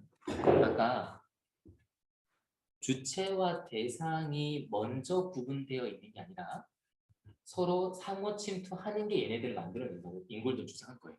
근데 방금 얘기는 신체화된 인격이 먼저 이미 거기에 있고 물질 안에 사물이 먼저 있어서 둘이 상호작용하는 거지. 이 모델이 아니라는 거예요. 그거는 애초부터 분리시켜 놓고 나중에 관계 맺는 식으로 좀 쓰고 있는 거예요. 구도 좀 다르죠. 그리고 만약 사물이 반동한다. 그러니까 액트백이니까 다시 어떤 행동을 되돌려주면 그것은 바로 인간과 마찬가지로 사물에게도 행위 주체성, 뭔가 주체처럼 살아있는 점이 있네 라고 하는 식으로 노래가 진전된다는 점이에요. 근데 잉골드가 보기엔 이건 부정하고 있습니다. 또다시 연애사를 살펴보자. 땅에 발을 디딘 열란일의 사람은 실이라는 경로를 통해 연애작용을 하고 미치고 상호적으로 공중의 연은 그 사람에 대해 맞서서 작용하는 것이라고 우리는 추측할 것이다. 방금 설명한 게 주체와 대상을 따로 만들어 놓고 나중에 상호작용하는 모델을 지금 그리고 있는 거예요. 이들의 활동을 통해 양자는 상대의 움직임에 맞서서 지속적인 움직임으로 응한다. 그런데 여는 사람의 행위 주체성에 대항해서 맞서서 독자적인 행위 주체성을 지니고 있어서 나는 게 아니다. 연이 날고 있는 건 바람의 흐름 가운데로 솟구쳐졌기 때문이다. 계속 둘의 주체와 대상과의 뭔가의 관계 속에서 세계를 이해하려는 게 아니라 섞여서 함께 녹아들어가 있는 매질 전체, 하늘이나 바람 전체의 흐름 속에서 뭔가를 이해하려는 점이에요. 그 속에서 연이 있는 거죠. 이 흐름이 단절되면, 바람이 끊기면 연은 죽은 새처럼 축 늘어져 생기 없이 생명을 잃고 지면으로 떨어질 것이다. 이게 죽는다는 점이에요. 즉 흘러가는 존재의 흐름들을 탈 수 있으면 우리는 존재하는 거고 그 흐름을 놓치면 죽는다는 점이에요. 바람을 품은 연에 의해, 품다는 말도 좋더라고요. 왜 바람을 한껏 머금어서 팽팽하게 늘어져 있을 때 그 연은 높이 떠오르잖아요. 그 흐름 자체를 품다 머금고 있다. 이런 연에 의해 실이 팽팽하게 당겨지는 한에서 상호작용의 힘이 발휘되는 것이다. 먼저 바람의 흐름을 품는 연이 먼저 있는 거죠. 깁슨의 관점은, 부정하려는 관점은 다양한 종류의 형태들의 생기를 불어넣는 생세계, 살아있는 세계 그 흐름에 동적인 잠재력이 있는 거예요. 그런데 깁슨의 관점은 이러한 동적인 잠재력을 형태 자체 속에 분배된 내적인 속성으로 잠재력을 사고하고 그로부터 세계가 움직여 나간다고 상정하는 관점입니다. 사실 번역어라 좀 문장이 힘들잖아요. 뜻은 이런 거예요. 잉골드가 보기에 세계는 바람이나 하늘하는 흐름 속에서 동적인 잠재력이 있는 세계인데 깁슨이나 보통 우리의 생각은 바깥에 흐르고 있는 이 흐름을 이렇게 다 잡아서 특정한 형태 안에다가 집어넣는 식이에요. 밖에 있는 흐름을 집어넣어서 안에다 집어넣고 이 사물이 살아있는 것처럼 보이네. 이렇게 이해한다는 점이에요. 가령 우리는 살아있잖아요. 살아있는데 마치 그 생명의 힘이 우리 안에 뭔가 들어있는 본성을 생각하고 있는 점이에요. 근데 실제 인골드의 관점은 우리 자체 안에 생명의 힘이 있는 게 아니라 생명의 흐름 속에 우리가 있기 때문에 살고 있는 거죠. 마치 연처럼. 그렇죠? 이게 막히는 지점입니다. 이해는 거 보시죠. 그렇죠? 마지막 인용문입니다. 힘드시죠? 네. 원래 그래요. 이런 좋은 글이 좋으면서 힘들더라고요. 논의가 세세하게 지금 살려가면서 읽으려고 하는 거니까 아주 좋고 아주 지치게 돼요. 자, 마지막 보겠습니다. 결론 부분이에요. 자, 이 논의는 바로 생명이 의미하는 것과 관계가 있다. 이제 본격적으로 살아있음을 논의합니다. 우리는 사람들과 마찬가지로 새나 나무도 살아있다는 점에 동의할 것이다. 그러나 세계를 그 자체로 이미 닫힌 실제들이 거주하는 곳으로 추측하는 사고의 관습, 보통 우리 생각이죠. 이미 고정된. 이것은 생명이 사물의 내적 속성이 아닐 수 있다는 생각으로부터 우리를 멀리 떼어놓는다. 다시 문을 풀어보면 그러한 식의 생각의 관습은 이런 생각을 못하게 한다는 점이죠. 이런 생각을 자꾸 하도록 만든다는 거죠. 생명을 또 안에 있는 무언가로. 하지만 생명을 형성 과정의 세계, 폼을 잃어가고 있는 세계가 지닌 창조적인 잠재성으로 인식한다면 사물 안에 생명이 있는 게 아니다. 오히려 생명이라는 그 흐름 안에 사물이 존재하는 거고 사물은 끊임없이 생성의 흐름에 얽혀져 휘감겨 있다. 요 얽혀져 휘감겨 있다는 일본어 역자로 얘기하면 말려 들어가고 있다는 걸로도 표현하더라고요. 그렇죠? 거기에 이렇게 소용돌이 같은 거에 말려 들어가고 있으면서 우리가 살아있는 거죠. 그 흐름 속에. 모든 실제가 이러한 흐름 속에서 떠돌고 있다. 부유하고 있다. 표류하고 있다. 연애 날아가고 있다는 인식은 고전적인 인류학论에서 애니미즘의 우주관을 갖고 있다고 여겨진 대부분의 사람들이 행한 존재론적 전념의 바탕을 이루고 있다. 굉장히 어렵네요. 이러한 흐름 속에 있다는 게 애니미즘이라는 점이에요. 오랜 전통적인 사고 관습에 따르면 애니미즘은 다 아시나요? 그 외에 모든 사물이 살아있다 이런 게 애니미즘이죠. 뭐 책, 마이크, 컵 자체도 다 생명이 있어, 영혼이 있어 이게 애니미즘이에요. 즉 사물 안에 영혼을 집어넣고 있는 걸 애니미즘이라고 우리는 이해하고 있었던 거예요. 오랜 사고 관습에 따르면 애니미즘은 실로 비활성적인 죽어있는 사물에게 생명이나 정령을 귀속시키는 안에다 집어넣고 있는 신념 체계를 애니미즘이라고 우리 생각해 왔었어요. 그런데 이런 사고의 관습은 이중 두 개의 오해예요. 하나는 애니미즘이 세계에 대한 신념 체계라고 생각하는데 그게 아니라 애니미즘은 세계 안에 있다는 존재 방식의 하나예요. 다시 보겠습니다. 지금 일단 신념 체계와 존재 방식이 대비돼요. 신념 체계니까 믿음의 방식이라는 거죠. 근데 밑에 후자는 존재 방식이에요. 신념 체계라는 게 사실은 어떤 의미에서는 조금은 폄하시키는 말이에요. 아, 그거는 과학적으로 실제로 그렇지는 않은데 그 원주민들이 조금 과학적 인식이 부족해서 마치 물건이 살아있다고 느끼는 그 믿음이 일뿐이야. 과학적 지식이 이렇게 하는 거예요. 그게 아니라 그 원주민들이 살아가는 존재 삶의 방식이라는 점이 애니미즘. 단순히 믿고 안 믿고 종교적인 문제가 아닌 거죠. 또 하나 애니미즘 세계에 대한 신념체계 안에 세계 안에 있다는 거예요. 대야라는 거는 분리시키고 있는 거죠. 나는 여기 있고 저기에 있는 사물이 저런 거야. 나는 외적인 대하는 게 아니라 모든 세계 속에 흐름이 있다는 그 안에 있는 존재 방식이라는 점이에요. 그렇죠? 이게 우리의 하나의 오해였어요. 그래서 그거는 폐쇄성이라기보다는 개방성을, 즉 항상 유동 상태에 있는 환경에 대한 감수성, 센스하는 그 느끼는 감수성과 응답성, 거기에 대응해서 뭔가를 이룬다는 응답성을 특징으로 삼는다. 또 하나 애니미즘은 사물 속에다가 생명을 주입하는, 아까 얘기했었죠? 내적 속성으로 집어넣는 게 아니라 사물을 만들어낸 운동, 흐름으로 사물 자체를 되돌려주거나 복귀, 회복시키고 있는 거예요. 거대하게 이르는 흐름 속으로 오히려 사물을 귀속시키는 거죠. 마치 고정되고 따로 독립되어 있는 사물을 흐름으로 돌려주는 겁니다. 따라서 거의 모든 애니미즘적 우주관이 바람에 최대의 중요성을 부여하는 것은 놀란 일이 아니다. 그냥 흐름이 중요한 거예요. 바람은 사람들의 삶에 형상, 방향성을 부여할 뿐만 아니라 그 자체로 창조, 동시에 파괴적인 힘이기 때문이다. 바람은 행위 주체성, 독립적인 주체성을 갖지 않는다. 갖지 않는다. 바람 자체가 곧 행위 주체성이다. 아까 계속 얘기했던 거죠. 반복하자면 바람이란 그 불어옴 자체지 부는 무엇이 아니다. 마찬가지로 인격이란 우리의 인격이란 우리가 행하는 그 활동 자체지 인격이 뭘 하는 게 아닌 거죠. 따라서 바람에 인격적 힘을 귀속시키는 애니미즘이나 이 생각은 어떤 기묘한 신비주의나 의인화도 아니라는 점이에요.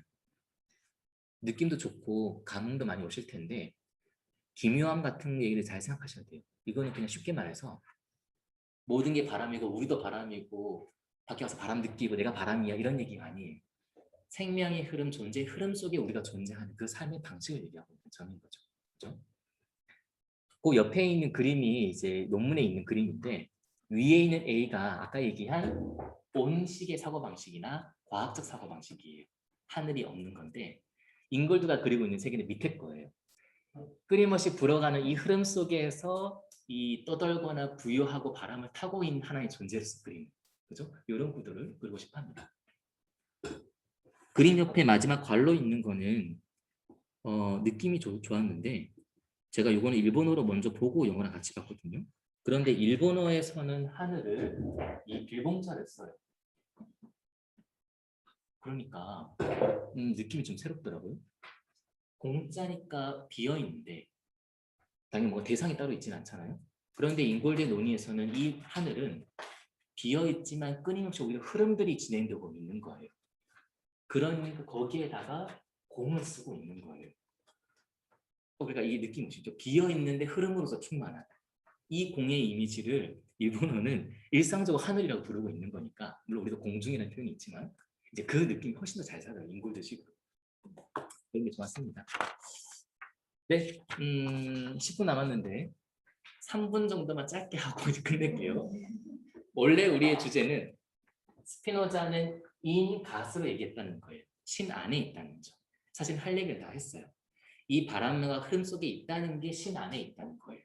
그래서 아까 범신론 얘기했듯이 범신론처럼 신이 우리 안에 있어가 아니라 이 얘기처럼 신이 활동하고 있는 이 흐름 속에 우리가 살아있다는 점이 스피노자 말하고 싶다는 느낌이 더 많이 오더라고요. 그렇죠? 그래서 활동, 존재 이렇게 보시면 좋을 것 같아요. 마지막, 계속 우리가 자유를 강조했었어요. 윤리와 연결시켜서 자유. 그런데 약간의 오해를 갖고 얘기를 하면 스피노자는 자유를 얘기하는 사람이 아니에요. 자유의 이미지는 이런 거죠. 아무것도 없는 공허한 텅 빈 공간에 우리를 가로막고 있는 게 아무것도 없이 우리 마음대로 한다. 이런 게 자유의 이미지죠. 그러려면 비어 있어야 돼요. 그래야 자유가 가능해지죠. 그런데 스피노자는 인골드식으로 얘기를 하면 이 끊임없는 흐름 속에 우리가 존재하고 있어요. 아까 인골드 그림처럼. 그러면 이거는 우리가 원하는 대로 자유롭게 뭔가를 할 수 없다는 뜻이에요. 연이 나는 저기로 갈 거야 해서 바람의 흐름을 끊고 그냥 갈 수가 없잖아요. 바람에 의해서 갈 수만 있는 거지. 그러니까 결코 자유롭지 않아요. 특히 우리가 일반적으로 생각하는 마음대로 할 수 있다는 식의 자유가 아니에요. 그 점에서 스피노자는 자유를 주장하고 있는 사람이 아니에요. 오히려 자유가 아니라 삶 자체를 주장하고 있는 사람이에요. 이러한 흐름을 어떻게 조직해서 삶을 이룰까? 삶의 구성을 강조하고 있는 사람이에요. 그리고 이러한 흐름 속에서 어떻게 하면 더 강하고 더 튼실한 삶을 구성할까? 이거에 주목하는 사람이 스피노자예요. 구도가 바뀐 걸 보셔야 돼요. 아무것도 없는 걸판 속에서 철학을 한다면 자유를 주장할 거예요. 그때 자유는 이미 가정되어 있는 주제예요. 이미 자유로우니까 이미 갖고 있는 자유를 써서 윤리적으로 살아야지 주체 자유의지가 먼저 필요해요. 이런 철학들은 자유에서부터 출발하는 철학이에요. 근데 스피노자는 그렇지 않습니다. 모든 것은 신 안에 있고 자연 안에 있고 인간은 필연적인 세계에서 살기 때문에 자유롭지 않아요. 대신에 흐름 속에 있는 거죠. 흐름 속에 있는 존재는 자유가 중요한 게 아니라 그 흐름 속에서 삶을 유지하고 구축하고 외부에 의해서 깨지지 않는 강한 삶을 구축하는 게 관심사예요. 자유가 아닙니다. 그게 스피노자의 목적이에요. 그래서 우리가 흔히 생각하는 의미에서의 그냥 무분별한 자유를 추구하자는 게 아니라 어떻게 흐름을 짤까? 이렇게 보시면 돼요. 삶의 구성. 부정적인 것과 싸우지 않고 철저히 무시하면서 삶의 구성에만 몰두하고 있는 그 세계. 그러한 존재. 나중에 가서는 이 점이 사실은 자유가 돼요. 삶을 강하게 구성하면 구성할수록 그게 자유로운 점이에요. 이 점이 제가 처음에 얘기했던 스피노자가 어떻게 이러한 전제들을 다 부정하고 새로운 세계를 그리면서 윤리가 가능하지. 그 얘기는 흐름을 중심으로 해서 자유를 일방적으로 추구하는 게 아니라 삶의 구성, 흐름 속에서 흐름을 절단해서 자기 걸로 소화시키는 삶의 구성을 강조하고 그것이 자유라는 점이에요. 이 질문이 완전히 달라지는 거죠. 요 점이 에티카가 말하고 싶은 바다. 2부, 3부, 4부, 5부 가면서. 그게 제 결론입니다. 마지막 할 얘기 또 있는데 표정이 안 좋네요. 짧게 말할게요. 진짜 짧게 할게요. 신 안에 있다는 게 너무 추상적이잖아요. 스피노자 결론은 그 신이 사실은 주변 사람들이에요. 에티카에 제가 좋아하는 구절 중에 하나가 사람에게 신은 다른 사람이라고 얘기를 해요. 그러면 우리는 신 안에 산다는 것도 다 맞는 얘기지만 우리 주위 사람들과 감정에 교류하는 관계 안에서 살아가고 있어요. 삶의 의지는 나 혼자 삶의 의지를 내서 열심히 살아가야지 우울에서 벗어나야지가 아니라 사람들 사이에 맺고 있는 게 신이니까 이 사람 사이 관계 속에서 살아갈 힘도 없고 에너지도 없게 돼요. 물론 그게 힘들죠. 왜냐하면 사람 중에는 안 보는 게 편하다는 사람들도 있어요. 그렇죠? 그러니까 반려동물이 편하기도 해요. 무조건적인 헌신을 주잖아요. 감정 싸움 별로 안 하잖아요. 근데 사람은 감정 싸움도 심해서 우리를 더 힘들게 하기도 하지만 그래도 그만큼 우리를 살게 만드는 존재도 없어요. 그래서 이게 스피노자의 또 길이기도 해요. 그래서 추상적인 신도 아니지만 구체적으로는 사람 사이 관계가 신이기도 하다. 네, 이 정도 얘기를 하고 다음 주 예고를 하겠습니다. 다음 주는 이제 에티카 2부로 들어갈 겁니다. 이러한 세계 속에서 우리의 생각과 정신을 좀 더 집중해서 얘기를 펼 거예요. 그렇게 해주시면 좋고 다음 주는 2부 첫 시간이라서 정리 9번까지 할 생각입니다. 읽어오시면 좋을 것 같아요. 뭐 강하게 공언하지 않고 읽어오시면 좋을 것 같아요. 강의한 마지막 페이지에 도형을 좀 넣어놨어요. 요거는 2부 정리 8의 주석을 보시면은 직사각형이나 뭐 사각형, 직각 이상한 얘기들이 좀 나와요. 근데 이거는 스피노자가 유클리드 기하학 여기에 있는 법칙을 놓고 주석을 썼는데 번역을 할 때 이 유클리드 얘기를 갖고 오지 않아서 또 번역이 안 좋고 무슨 말 하는지 모르겠대요. 그래서 좀 관심 있으시면은 요 정리8의 과정대로 쭉 따라가면 내용은 이해가 되거든요. 요걸 보시고 정리8의 주석을 보시면 아 스피노자 이런 얘기를 하려는구나 조금 참조점이 됩니다. 참고 정도로 해보시면 좋을 것 같아요. 옛날에 수학 공부해서 느낌 나실 거예요. A에서 E가 어떻고 뭐 B가 어떻고. 자, 고맙습니다. 이렇게 하고 또 스피너더 얘기는 다음 주에 이어가도록 하죠. 감사합니다. 네.